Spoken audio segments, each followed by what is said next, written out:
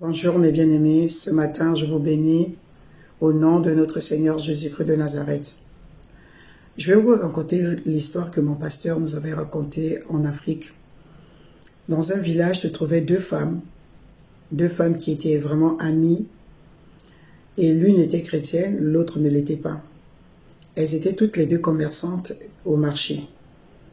La chrétienne n'arrivait pas à écouler sa marchandise, et à chaque fois elle se plaignait auprès de celle qui n'était pas chrétienne, parce que celle qui n'était pas chrétienne, elle avait beaucoup de clients. Et la chrétienne se plaignait tout le temps, moi je n'arrive pas à vendre, je ne sais pas comment, qu'est-ce que je vais devenir. J'ai les enfants en charge, je n'arrive pas à vendre. Et c'était la même musique tout le temps. Et un jour, celle qui n'était pas chrétienne a fini par dire à l'autre de passer chez elle, mais à 23 heures.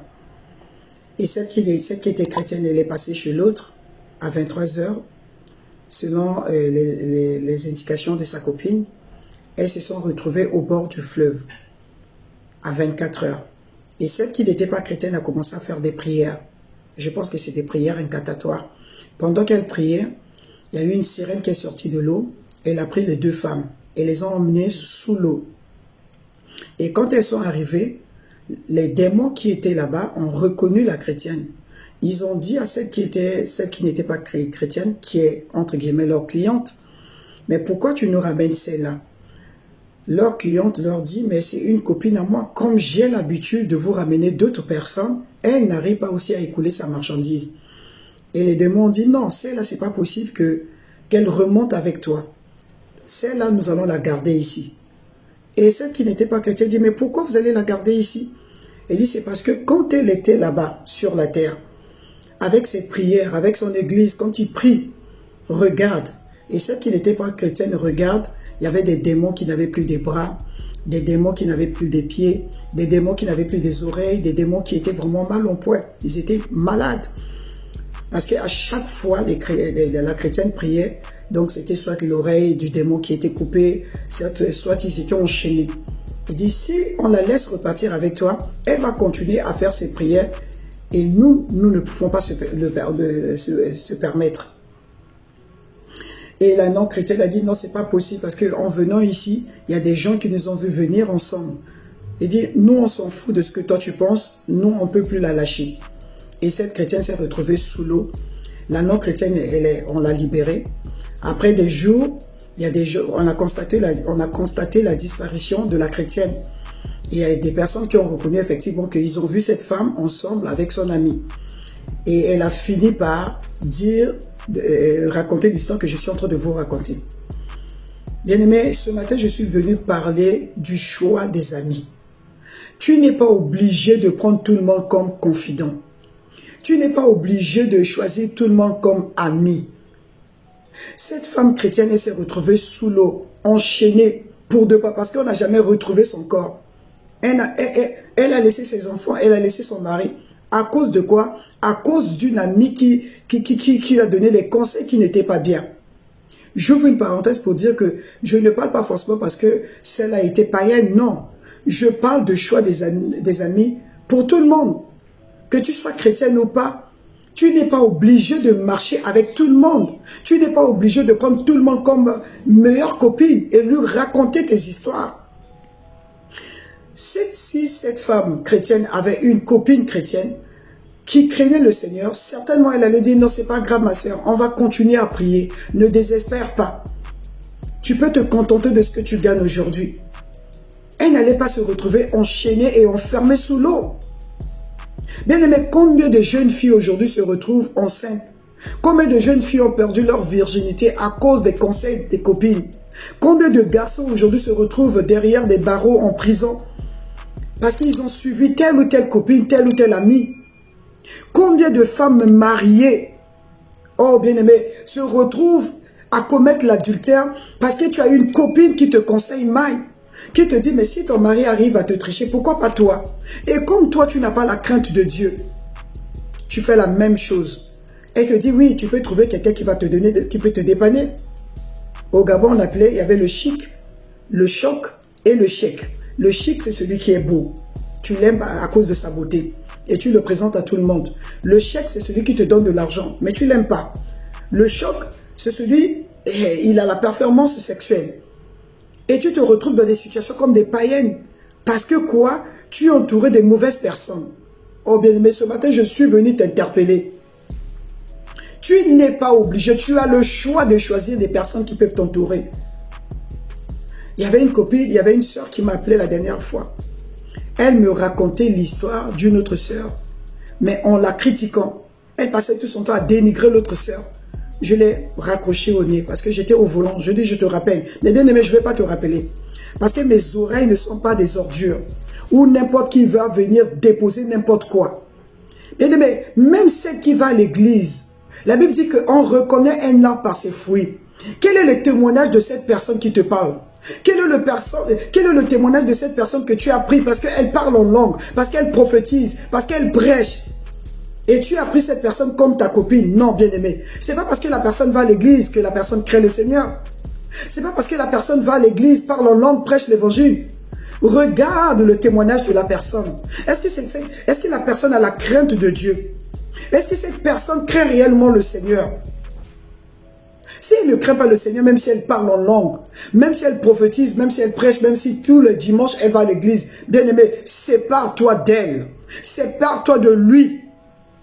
Nous sommes dans le temps de la fin. Nous n'avons pas besoin d'être entourés par tout le monde. Nous avons besoin d'être entourés par des personnes qui craignent le Seigneur. Paul pouvait dire, soyez mes imitateurs comme je le suis de Christ. Jésus-Christ est notre modèle.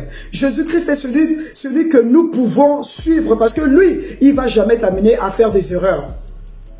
Jésus-Christ va t'amener à avoir la crainte de Dieu. Jésus-Christ va t'amener à prier. Jésus-Christ va t'amener à aimer les autres. Jésus-Christ ne va jamais t'amener à être complexé ou à tuer les autres bien-aimés. Nous allons lire l'histoire de Amnon, le fils de David, dans 2 Samuel 13. Je lis à partir du verset 1. La Bible dit ceci. Après cela, voici ce qui arrive. Absalom, fils de David, a une sœur très belle qui s'appelle Tamar. Amnon, un autre fils de David, en devient amoureux. Il se rend malade de chagrin à cause de Tamar, sa demi-sœur. En effet, il lui semble impossible de s'approcher d'elle, car elle n'avait jamais couché avec un homme. Amnon a un ami très rusé. C'est Jonadab, fils de Shama et neveu de David. Amnon a un ami très rusé, retenez-le. Jonadab demande à Amnon, « Tous les matins, tu es découragé. Prince, tu ne veux pas me dire pourquoi ?» Amnon répond, « Je suis amoureux de Tamar, la sœur de mon demi-frère Absalom. » Jonadab lui dit, « Eh bien, couche-toi sur ton lit et fais semblant d'être malade. Quand ton père viendra te voir, tu lui diras, « Permets à ma sœur Tamar de venir me donner à manger. Elle préparera la nourriture sous mes yeux pour que je la voie faire. Elle me servira et je mangerai. » Bien aimé, je vais m'arrêter là au verset 5 et vous pouvez lire jusqu'au verset 22 parce que nous n'avons pas assez de temps. C'est un ami, la Bible dit précise, un ami très rusé, Jonadab, qui donne des conseils à Amnon. Joue les malades et quand ton père va permettre à ta soeur, tu vas demander à ton père David de t'envoyer ta soeur Tamar pour te faire le gâteau et c'est comme ça tu pourras coucher avec elle. Qui lui a donné les mauvais conseils? C'est son ami. Bien aimé, faites attention des personnes qui vous entourent. Faites attention des personnes qui sont tout autour de vous. Parce qu'un jour, à force de prendre tout le monde comme ami, tu vas faire du diable aussi ton ami. Comme l'histoire de Ève. Parce que je pense que Ève a pris le diable comme son ami. C'est fait, le diable lui parlait. Et le diable est parti lui proposer à désobéir à Dieu. À lui faire douter de ce que Dieu leur avait demandé. À cause d'ouvrir ses oreilles à tout le monde, elle a ouvert ses oreilles au diable bien-aimé. Tu finiras par ouvrir tes oreilles au diable si et seulement si tu fais de tout le monde tes amis. Oh bien-aimé, en triant tes amis, tu ne pêches pas. C'est pas parce que tu ne marches pas avec telle personne que tu pêches. Non, non, non, non. Tu n'es pas obligé. Oui, tu es ma soeur en Christ. Oui, tu es mon frère. Tu es mon ami à l'école. Tu es mon collègue. Mais tu n'es pas mon ami. Bonjour, comme disait ma maman, ne veut pas dire qu'on devient amis. Le bonjour, c'est signe de politesse. On le dit à tout le monde. Mais cela ne fait pas de toi l'ami d'un tel parce que tu lui dis bonjour. Faites attention avec les amis. Je insiste là-dessus. Parce que nous sommes dans les temps où nous avons besoin d'être consacrés à Dieu. Nous sommes dans les temps où nous avons besoin de passer le temps avec des personnes matures qui nous encouragent à garder la foi. Tu n'as plus le temps, Seigneur, et tu n'as plus le temps, bien-aimé, d'être entouré par des amis qui te rabaissent, qui te poussent à pécher. Et si Jésus revenait aujourd'hui et te trouvait dans cet état?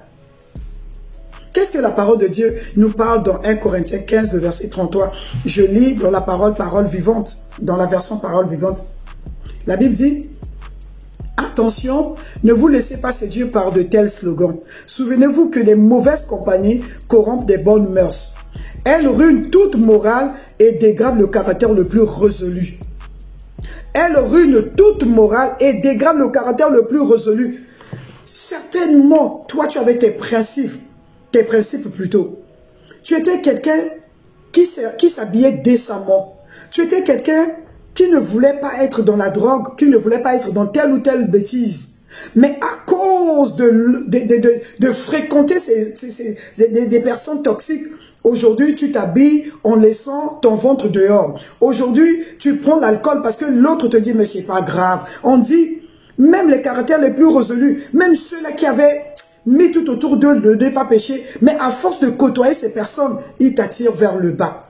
Bien aimé, j'ai l'habitude de dire, les amis dans ta vie, dans ma vie, sont comme des ascenseurs. Soit ils te lèvent, soit ils te ramènent en bas. Soit tu fais des bons tris et tu te retrouves à préserver ton âme, soit tu embrasses tout le monde et tu te retrouves dans des problèmes. Fais le tri tout autour de toi, bien aimé. Choisis tes amis, tu ne pêches pas. Choisis tes amis. Même à l'église, choisis tes amis. Même dans la société, choisis tes amis. Tu n'es pas obligé d'être comme tout le monde. Même dans la famille, si tu as un frère, tu as une soeur qui te tire vers le bas.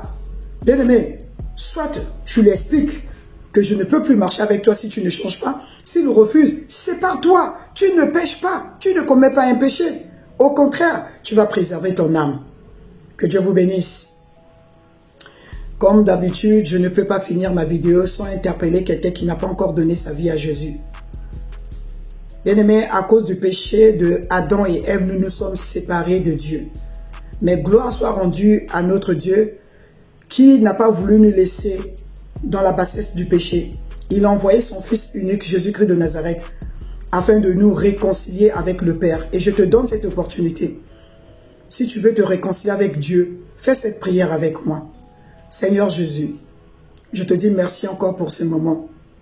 Aujourd'hui, je t'ouvre les portes de mon cœur parce que je veux me réconcilier avec toi. Au travers de Jésus-Christ, je t'accepte et je te reçois comme mon sauveur et mon Seigneur personnel. Sois le maître de ma vie, je te le demande au nom de Jésus-Christ de Nazareth. Amen. Bien-aimé, si tu l'as fait de tout cœur, ton nom est inscrit dans le livre de vie, tu deviens enfant de Dieu et tu ne connaîtras plus la seconde mort. Que Dieu vous bénisse. Mais je prie, si tu as des amis qui t'amènent vers le bas, je prie afin que le Saint-Esprit te donne la capacité de dire non, au nom de Jésus-Christ de Nazareth. Je prie que le Saint-Esprit donne la capacité à tes enfants, à l'école, à l'université, là où ils travaillent, de dire non aux amis toxiques, au nom puissant de Jésus-Christ de Nazareth. Ne sois pas celle qui va dire non, je suis en train de frustrer mon ami.